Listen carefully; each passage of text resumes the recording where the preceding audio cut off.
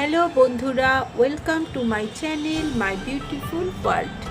আজকে আমি তোমাদের পাওয়ার হেয়ার রিপেয়ার এই ক্রিমটা দিয়ে একটা হেয়ার স্পা করে দেখাবো। তোমরা ভিডিওটা শেষ পর্যন্ত দেখো যে এইটা দিয়ে হেয়ার স্পা করার পর এতে কেমন লুকটা আসে। এর মধ্যে আছে কেরাটিন এবং প্রোটিন। দেখো বন্ধুরা, আমি মূল ভিডিওতে চলে যাই। এটা হচ্ছে প্রথমে আমি হেয়ারটাকে ভালো করে শ্যাম্পু করে নিচ্ছি। তোমরা যে কোনো হেয়ার পিউরিফাইং বা ডিটক্সিফাইং শ্যাম্পু দিয়ে তোমরা শ্যাম্পু করে নিতে পারো এবং খুব ভালো করে হেয়ারটাকে মাসাজ করে করে তোমরা শ্যাম্পু করবে, যাতে চুলে কোনো রকম ময়লা না থাকে।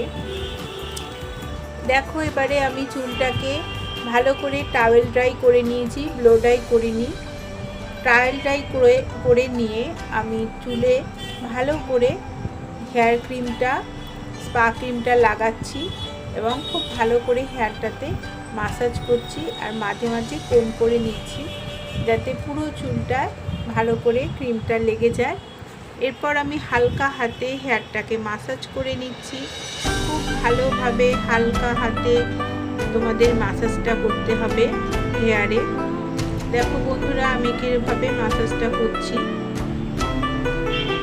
হালকা হাতে পুরো স্ক্যাল্পে আস্তে আস্তে মাসাজটা করতে হবে।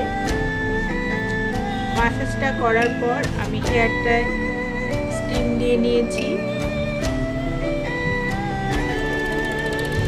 এবার চলে যাই ফাইনাল লুকে। এটা হচ্ছে হেয়ার স্পা করার পর আমার হেয়ারটার ফাইনাল লুক। দেখো কত সুন্দর গ্লো করছে। তোমাদের যদি আমার এই ভিডিওটা ভালো লেগে থাকে, প্লিজ সাবস্ক্রাইব মাই চ্যানেল।